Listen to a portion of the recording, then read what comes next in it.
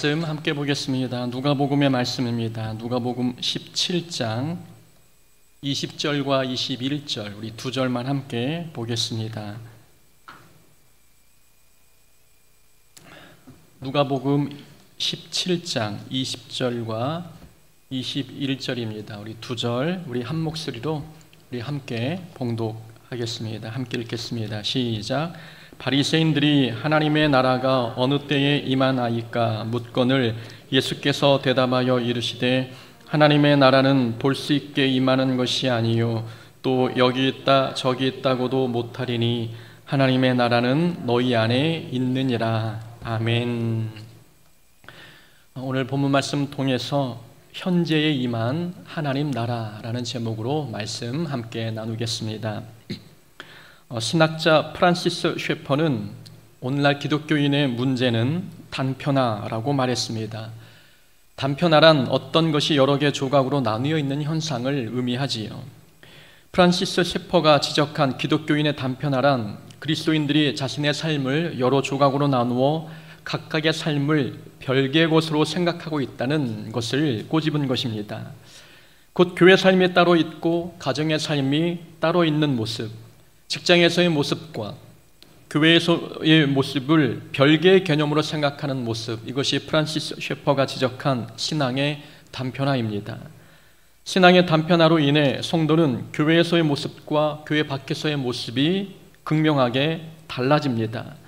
사람에 따라 또 말과 행실이 달라지는 이유도 삶이 여러 개로 나뉘어 있다는 생각 때문입니다. 예수 믿는 사람은 자기 삶에 여러 삶의 영역이 있다 할지라도 모든 삶은 하나이고 모든 삶의 영역은 서로 연결되어 있다는 생각으로 살아가야 합니다. 우리가 예수를 믿는다면 삶 전체가 예수 믿는 삶이 되어야 한다는 말이지요. 어떤 특정한 장소와 특별한 사람 앞에서만 기독교식으로 살지 말고 삶의 모든 영역에서 기독교식으로 살아야 한다는 뜻입니다. 여리고로 가는 길목에 한 유대인이 강도를 만나 쓰러져 있었습니다. 제사장과 레위인이 강도 만난 자를 만났지만 돕지 않았지요. 조금 전까지 성전에서 거룩한 예식을 주관했던 종교인들이었는데 집으로 돌아가는 길목에서 만난 불쌍한 사람은 전혀 도와주지 않았습니다. 성전에서의 모습과 삶의 자리에서의 모습이 이렇게 극명하게 다른 이유는 성전의 삶과 성전 밖의 삶을 별개의 것으로 보았기 때문입니다. 그러므로 예물을 제단에 드리려다가 거기서 내 형제에게 원망들을 만한 일이 있는 것이 생각나거든 예물을 제단 앞에 두고 먼저 가서 형제와 화목하고 그 후에 와서 예물을 드리라. 예수님께서 예물을 제단에 드리려다가 형제에게 원망들을 만한 일이 생각나거든 먼저 형제와 화목하라고 말씀하셨습니다. 예물을 드리는 것보다 화목하는 것이 더 중요하다는 말씀이지요. 예수님은 삶과 예배를 분리의 개념으로 보지 않으셨습니다. 형제와 화목하는 것이 곧 하나님을 예배하는 그런 말씀을 우리에게 주신 것입니다. 그런데 당시의 사람들은 예배는 예배이고 삶은 삶이라는 개념을 가지고 있었습니다. 삶의 자리와 예배의 자리를 분리해서 생각했던 것이지요. 그러니 삶의 자리에서의 모습과 예배의 자리에서의 모습은 달라졌습니다. 이것이 신앙의 단편화입니다. 신앙생활이 이렇게 단편화되는 이유는 하나님 나라의 개념을 잘 모르기 때문입니다. 오늘 본문을 보니 바리새인이 물었습니다. 하나님의 나라가 어느 때에 임하겠습니까? 예수님께서는 대답하시기를 하나님 나라는 볼 수 있게 임하는 것이 아니다라고 대답하셨습니다. 바리새인들은 언제 임하느냐라고 시간적인 개념으로 물었습니다. 하나님 나라를 시간적인 개념으로 물은 이유는 하나님 나라는 만질 수 있고 눈에 보이는 실체라고 생각했기 때문입니다. 바리새인들은 하나님 나라를 물리적이고 공간적인 개념으로 믿었습니다. 로마라는 강력한 나라가 팔레스틴 지역을 점령한 것처럼 하나님 나라도 그런 식으로 다가와서 온 세상을 다스릴 것으로 생각했습니다. 바리새인들이 하나님 나라를 공간적인 개념으로 이해했기 때문에 성전은 거룩한 곳이고 성전 밖은 거룩하지 않다고 생각했습니다. 여기서 신앙의 단편화가 이루어진 것이지요. 교회에 가면 하나님 나라에 들어갔다고 생각하니 신앙인답게 행동합니다. 근데 교회를 벗어나면 하나님 나라에서 벗어났다고 느끼기에 행동도 달라집니다. 하나님 나라는 내가 들어갔다 나왔다는 그런 종류의 개념이 아닙니다. 예수님께서 말씀하셨지요. 하나님 나라는 너희 안에 있느니라. 하나님 나라는 너희 안에 있다는 말씀은 하나님 나라가 우리에게 임했다는 뜻입니다. 이 내용은 하나님 나라에 대한 중요한 개념을 말씀하고 있는 것입니다. 하나님 나라는 우리가 어떤 공간으로 들어가듯 그렇게 하나님 나라에 들어가는 것이 아닙니다. 하나님 나라가 우리에게 다가온 것입니다. 그래서 예수님께서는 하나님 나라는 너희 안에 있다 말씀하시는 것입니다. 우리 안에 하나님이 다가오시고 하나님 나라가 임재했습니다. 우리가 들어가는 것이 아니라 하나님 나라가 우리에게 다가오고 들어왔습니다. 예수님을 믿으면 하나님께서 우리를 다스리십니다. 그러면 하나님의 나라가 우리에게 임한 것이지요.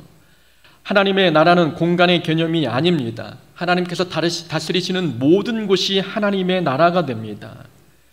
하나님께서 성도의 마음과 성도의 삶을 다스리신다면 그곳이 곧 하나님의 나라가 됩니다. 하나님의 나라는 공간적인 개념이 아니라 하나님이 계신 모든 곳이 하나님의 나라인 것입니다. 하나님 나라를 공간의 개념으로 생각하면 신앙의 단편화는 가속화됩니다. 하나님께서 원하시는 것은 신앙의 단편화가 아니라 신앙의 영속성입니다. 우리가 어디에 있든 신앙생활이 한결같아야 한다는 뜻, 신앙의 영속성입니다. 모든 장소가 하나님 나라이기에 우리는 모든 것이 하나님을 예배하는 예배 장소라는 생각을 가지고 어디에 있든 그곳에서 거룩한 삶을 살아가야 합니다. 예수님께서는 이 땅에 계시면서 하나님 나라를 강조하셨습니다. 성경에서 주된 주제 내용은 하나님 나라였지요. 세례 요한이 예수님보다 6개월 먼저 나타나 복음을 전했습니다. 세례 요한이 전한 복음의 핵심이 무엇입니까? 회개하라, 천국이 가까웠느니라. 세례 요한은 하나님 나라에 대한 핵심을 가지고 복음을 전했습니다. 예수님께서 세례를 받으시고 난 뒤에 처음 전한 복음의 메시지도 회개하라, 천국이 가까웠느니라 였습니다. 예수님도 처음 전한 복음의 내용은 하나님 나라에 대한 것이었습니다. 마태복음 5, 6, 7장 이 산상수훈은 하나님 나라의 법칙에 대한 말씀이지요. 하나님의 예수님의 가르침과 예수님의 모든 기적도 하나님 나라와 관계가 있었습니다. 포로된 자가 자유케 되고 눈먼 자가 보게 되며 눌린 자가 자유롭게 된 이 모든 기적은 하나님 나라가 그 심령에 임했다는 증거입니다. 예수님께서 십자가 위에 죽으시고 부활하셨습니다. 승천하기 전에 이 땅에서 40일 동안 말씀을 전하셨지요. 그때 전하신 말씀도 하나님 나라에 관한 말씀이었습니다. 40일 동안 그들에게 보이시며 하나님 나라의 일을 말씀하시니라. 예수님께서 승천하신 뒤에 제자들이 복음을 전하기 시작했습니다. 복음을 전한 이 제자들의 그 핵심의 내용도 하나님의 나라였습니다. 사도행전 마지막 28장 31절에 보면 이런 말씀이 있지요. 하나님 나라를 전파하며 주 예수 그리스도에 관한 모든 것을 담대하게 거침없이 가르치더라. 예수님의 사도들 뿐만이 아니라 사도 바울 그리고 이 시대를 살아가는 모든 성도들은 하나님 나라를 전파하는 사명을 가지고 살아야 한다는 말씀이 사도행전 마지막 절에 기록되어 있는 것입니다. 그러니까 하나님 나라는 하나님의 주된 관심이었고 예수님의 가르침의 핵심이자 전부였습니다. 성경의 모든 내용이 하나님 나라에 관해서 증거하고 있다는 것은 예수 믿는 성도들이 신앙생활의 목표를 어디에 두어야 하는지 우리에게 가르쳐주고 있습니다. 우리 신앙생활의 목표는 하나님 나라여야 합니다. 우리의 신앙생활은 교회 중심이 아닙니다. 하나님 나라가 중심이 되어야 합니다. 교회 중심이 신앙생활의 모든 중심이 되다 보니 교회끼리 경쟁하고 시기하고 질투합니다. 한국 교회의 신앙생활이 교회 중심이 되다 보니 교회 부흥과 교세 확장을 지상 과제처럼 여겼습니다. 하나님 나라는 이런 물량적이고 물리적인 것에 가치를 두지 않습니다. 우리의 신앙생활은 또한 사역 중심이나 봉사 중심이 되어서도 안 됩니다. 하나님 나라의 백성답게 사는 것이 우리 신앙생활의 핵심이 되어야 합니다. 하나님 나라의 백성이 되는 것이 신앙생활의 목표가 되면 우리는 열심히 봉사해도 자기를 드러내지 않습니다. 다른 사람의 사역과 비교해서 우월감이나 열등감도 느끼지 않게 되는 것이지요. 신앙생활은 봉사나 사역의 중심이 아니라 하나님 나라의 백성답게 사는 것, 이것이 신앙생활의 목표가 되어야 합니다. 제가 교회 개척을 준비하던 즈음에 대학원 수업을 듣는데 한 교수님께서 말씀하셨습니다. 교회 개척을 원하는 사람이 있으면 목표를 잘 세워야 합니다. 교회의 목표를 부흥과 성장에 두면 목회가 힘들고 지치고 낙심하게 됩니다. 교회의 목표는, 이 목회의 목표는 하나님 나라에 둬야 합니다. 한 영혼의 하나님 나라가 임하도록 하는 것을 목표로 정한다면 개척교회도 행복할 수 있습니다 라고 말씀하셨습니다. 목회의 불행은 목표를 잘못 선정한 데서 비롯됩니다. 부흥과 성장이 교회의 목표가 되면, 목회의 목표가 되면 큰 교회는 늘 부러움의 대상이 되고 성도들에게는 헌금과 전도를 강요하게 될 수밖에 없습니다. 그럼 목사도 불행해지고 성도도 신앙생활이 불행해집니다. 목회도 신앙생활도 그 목표는 하나님 나라가 되어야 합니다. 하나님 나라의 영광을 위해서, 이 땅에 하나님 나라를 세우기 위해서, 이 땅에 하나님 뜻이 이루어지기 위한 것이 우리 신앙생활의 목표가 될 때에 하나님은 그 목표를 통해서 놀라운 일들을 이루어 가십니다. 자, 그렇다면 하나님 나라란 도대체 무엇이고 하나님 나라의 특징은 무엇일까요? 하나님 나라는 개념적으로 두 종류로 나눌 수가 있습니다. 현재 임한 하나님 나라, 그리고 앞으로 임할 하나님 나라입니다. 현재 임한 하나님 나라는 예수님을 믿는 순간 우리에게 임하는 하나님 나라이지요. 앞으로 임할 하나님 나라는 예수님께서 이 땅에 재림하실 때 그때 임하는 나라를 의미합니다. 오늘 함께 봉독했던 본문의 20절과 21절은 현재에 임한 하나님 나라에 대한 말씀입니다. 그리고 다음 주에 살펴볼 22절부터 마지막 37절까지는 앞으로 임할 하나님 나라에 대한 특징을 말씀해 주고 있습니다. 오늘 20절과 21절을 통해서 현재에 임한 하나님 나라의 특징이 무엇인지를 우리가 함께 두 가지 살펴보고자 합니다. 우선 첫 번째, 하나님 나라의 특징은 환경의 변화가 아니라 기준의 변화입니다. 바리새인들은 언제 이스라엘이 로마로부터 독립하게 될지 그 부분에 관심이 높았습니다. 그건 예수님의 제자들도 마찬가지였습니다. 예수님을 따라다니던 시절에 제자들은 예수님을 정치적인 메시아로 이해했습니다. 그래서 예수님께서 왕으로 군림하실 하나님 나라도 로마처럼 강력한 힘을 가진 나라로 이해했습니다. 당시 사람들이 생각하는 하나님 나라는 이스라엘의 독립 내지는 정권 교체였습니다. 강력한 왕이 등극하여 다윗이 통치했던 그때 그 영광을 다시 회복하는 것이 사람들이 생각하는 하나님 나라였습니다. 그 사람들이 생각하는 하나님 나라는 환경의 변화였습니다. 환경이라는 것은 눈에 보이고 손으로 만질 수 있는 물리적인 실체 아닙니까? 하나님 나라를 물리적인 개념으로 이해한 사람들은 하나님 나라가 임하는 곳에는 환경의 변화가 일어난다고 믿습니다.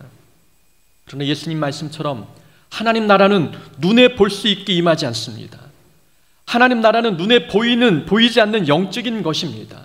곧 하나님 나라의 특징은 마음의 변화요, 가치관의 변화이며 삶의 기준의 변화입니다. 하나님 나라의 특징은 환경의 변화가 아닌 기준의 변화인 것이지요.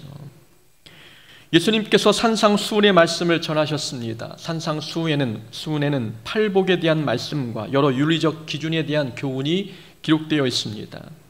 이 산상수훈의 말씀은 천국 백성인 성도가 이 땅에서 어떤 가치관, 어떤 기준으로 살아야 하는지에 대한 교훈입니다. 곧 하나님 나라에 속한 백성은 세상과 다른 기준으로 살아야 한다는 말씀이 마태복음 5, 6, 7장에 기록되어 있습니다. 하나님 나라가 임하면 성도는 삶의 모든 기준이 바뀝니다.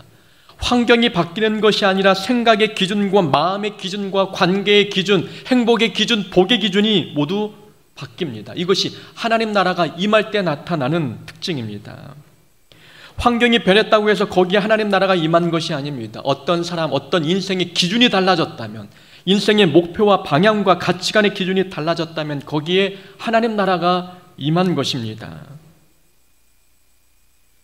베드로가 예수님 말씀에 순종하여 그물을 던졌더니 배가 가라앉을 정도로 많은 물고기를 낚았습니다. 그런데 베드로는 배와 그물을 버려두고 예수님을 따랐습니다. 베드로의 삶의 가치 기준이 변했다는 것을 보여주고 있는 사건입니다. 베드로는 예수님을 만나기 전에는 고기를 낚았습니다. 곧 물질을 낚아올리는 인생을 살고 있었습니다. 그러나 예수님을 만난 후에 베드로는 사람을 낚는 어부가 되었습니다. 곧 주님 만난 뒤에는 낚는 것이 달라졌다는 뜻이지요. 하나님 나라가 임할 때 나타나는 특징입니다. 베드로가 물질을 낚다가 사람을 낚는 어부로 바뀌었다는 것은 그의 삶의 가치 기준이 달라졌다는 것입니다. 행복의 기준이 바뀌었다는 것입니다. 무엇이 내 삶을 가치 있게 만드는지 모든 삶의 기준이 달라졌다는 증거입니다. 베드로의 마음에 하나님 나라가 임했기 때문입니다. 바울은 고백했습니다. 내가 궁핍함으로 말하는 것이 아니라 어떠한 형편에든지 나는 자족하기를 배웠노라. 자족하기를 배웠다. 곧 자족하겠다는 바울의 고백은 바울의 마음의 기준이 달라졌다는 것입니다. 곧 만족의 기준과 행복의 기준이 바뀌었다는 뜻입니다. 기도하기 전에는, 그 전에는 물질이 많아야 좋다고 생각했는데 기도하고 주님 만나고 하나님 나라를 경험하고 보니 만족의 기준을 바꾸고 행복의 기준을 바꾸니 궁핍한 가운데서도 자족을 배울 수 있었습니다. 행복은 자족할 때 오는 것임을 바울이 깨달았습니다. 하나님 나라가 임할 때 이렇게 모든 복의 기준과 행복의 기준, 만족의 기준이 달라집니다. 하나님 나라가 임하면 여러분 환경이 바뀌는 것이 아닙니다. 기준이 달라지는 것입니다.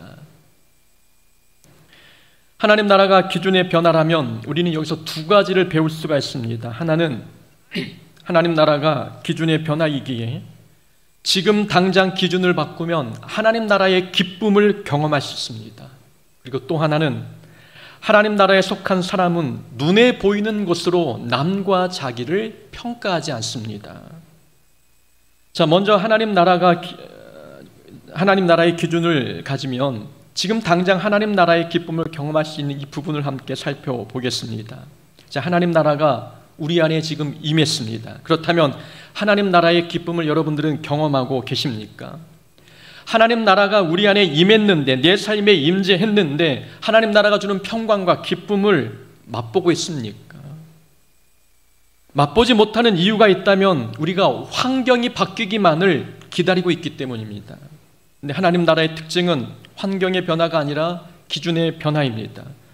우리가 지금 당장 삶의 기준을 하나님 나라의 가치 기준으로 바꾸면 하나님 나라의 평강과 기쁨을 경험할 수 있습니다. 우리는 우리 삶의 자리에 하나님 나라가 임하기만을 기다리고 있습니까? 아닙니다. 하나님 나라는 이미 임했습니다. 다만 우리가 환경이 바뀌기만을 기다리고 있으니 하나님 나라의 기쁨을 맛보지 못한 것입니다. 하나님 나라가 임했으면 내 삶의 모든 기준을 하나님 나라의 기준으로 바꿔야 합니다. 기준이 바뀌면 행복이 달라지고 삶의 내용이 달라집니다. 하나님 나라의 평강과 기쁨이 기준이 바뀌는 동시에 우리 마음에 임하게 되는 것입니다. 내가 약한 그때가 강함이라. 바울은 육체의 가시를 제거해 달라고 하나님께 기도했습니다. 그러나 기도 후에 달라진 것은 육체의 가시가 제거된 것이 아니라 바울의 마음이 달라졌습니다. 육체의 가시는 그대로 있었지만 바울의 기준이 바뀌었던 거죠. 약한 그때가 강함이구나 라는 기준으로 바뀌게 되니 육체의 가시는 그대로 있었지만 마음에 하나님 나라의 기쁨이 충만해졌습니다. 환경은 바뀌지 않았는데 바울의 마음의 기준이 바뀌니 그전에 느끼지 못한 하나님 나라의 평강이 마음에 임했던 것입니다. 주신 이도 여호와시요 거두신 이도 여호와시오니 여호와의 이름이 찬송을 받을지니이다. 욥의 고백입니다. 이 욥의 기준을 우리 삶에 적용해 보면 어떤 기쁨이 있겠습니까? 욥은 자녀를 잃고 모든 소유물을 하루아침에 잃어버렸습니다. 그런데도 이런 고백을 통해서 하나님께 원망하지 않았습니다. 그의 마음에는 늘 하나님 나라의 기쁨을 경험했던 것이지요. 기준을 어디에 두었습니까? 내게 주어진 모든 것은 하나님의 것이니 주신 이도 하나님이시고 거두신 이도 하나님이시다. 내 삶에 부유하든 궁핍하든 그것은 중요한 게 아님을 고백하고 있는 것입니다. 이런 기준을 갖고 있다면 우리 삶의 중요한 것들을 잃어버려도 낙심하지 않습니다. 하나님이 가져가셨으니 또 돌려주실 날도 있겠지라는 믿음으로 삶을 살게 됩니다. 기준을 바꾸면 하나님 나라의 평강과 기쁨이 우리 안에 훅 들어오게 되는 것을 경험할 수 있습니다. 환경이 바뀌면 더 큰 행복과 더 큰 기쁨이 다가올 것 같지만 그렇지 않습니다. 기준이 바뀌지 않으면 환경이 바뀌어도 늘 만족하지 못합니다. 하나님 나라는 기준의 변화입니다.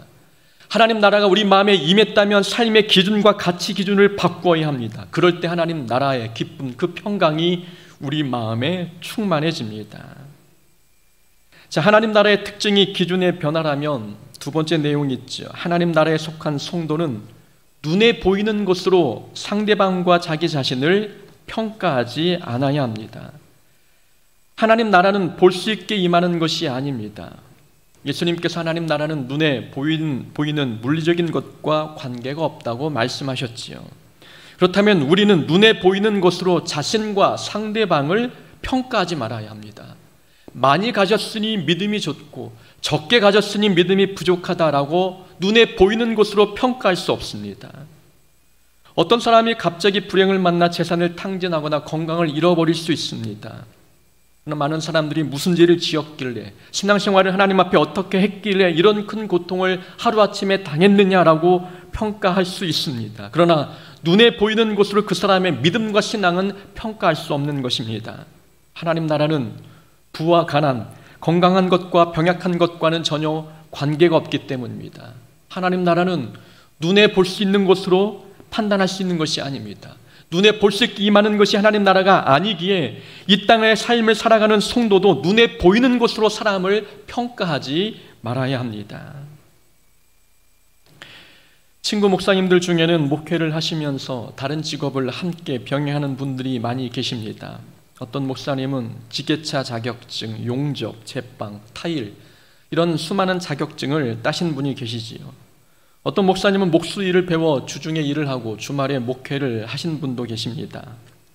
예전에 저와 석사 과정을 같이 공부하셨던 목사님도 목수 일을 하면서 목회를 하시는데 여수에서 노회를 하던 중에 우연히 만났습니다.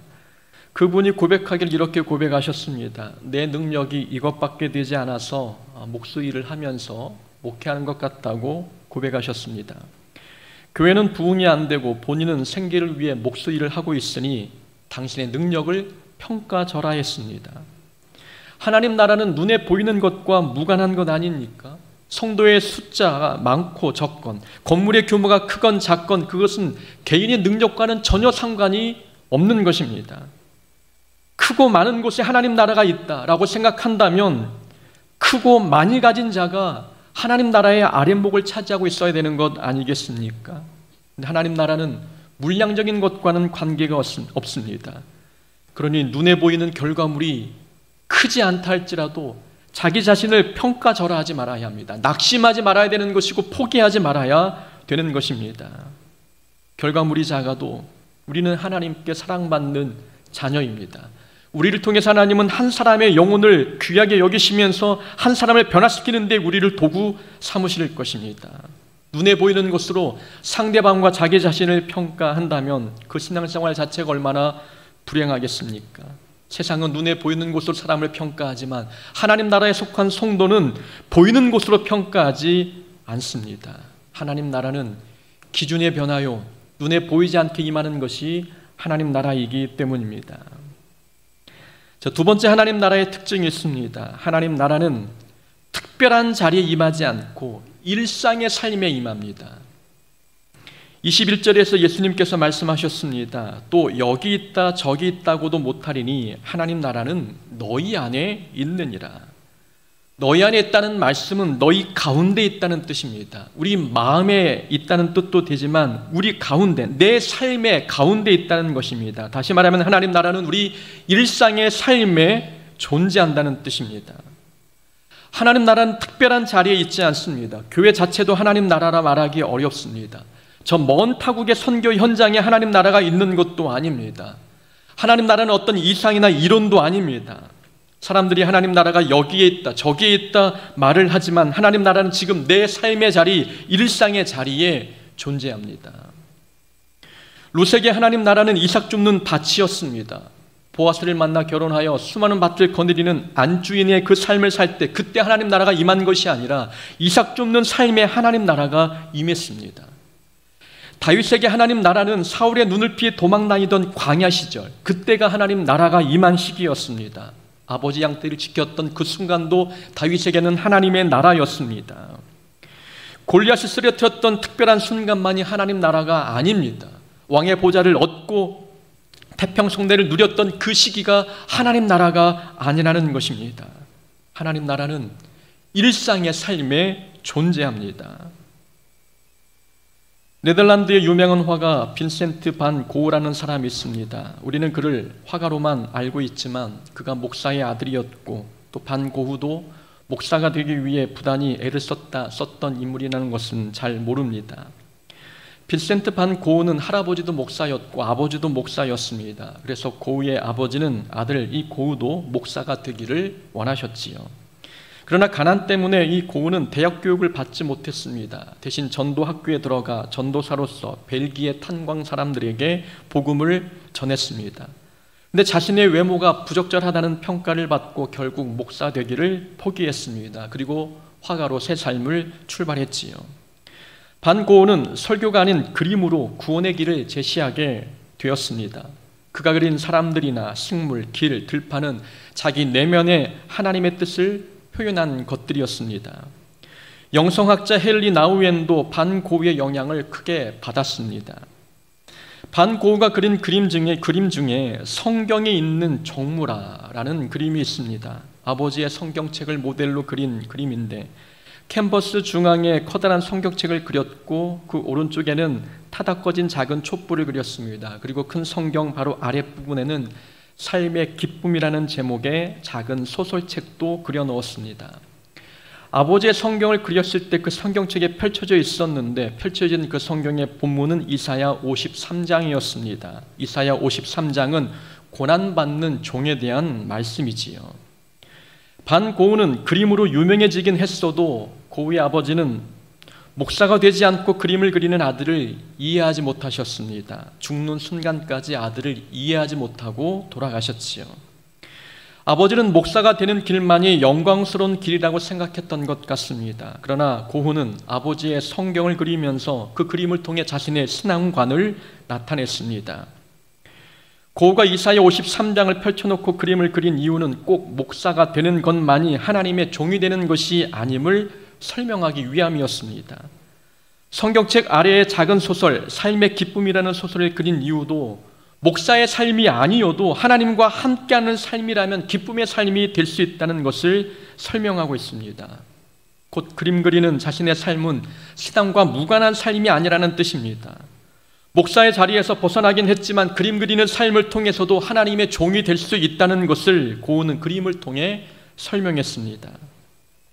고흐가 이렇게 생각할 수 있었던 이유는 삶 자체가 하나님 나라라는 인식이 있었기 때문입니다. 하나님 나라는 특별한 장소에 임하거나 특별한 직분에 임하지 않습니다.